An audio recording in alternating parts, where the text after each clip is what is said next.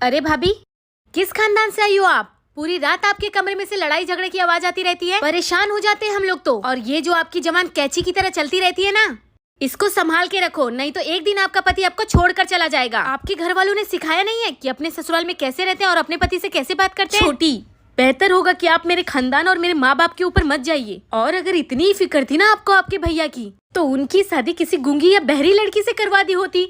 ना वो बोलती और ना ही वो कुछ सुन पाती, क्योंकि बोलती हुई लड़की ना तो सबको बुरी लगती है, पूरे खानदान को बुरी लगती है, और वो बुरे खानदान से होती है। और हाँ छोटी, अगर एक लड़की अपने हक के लिए लड़ रही है ना, तो वो बुरी नहीं होती है।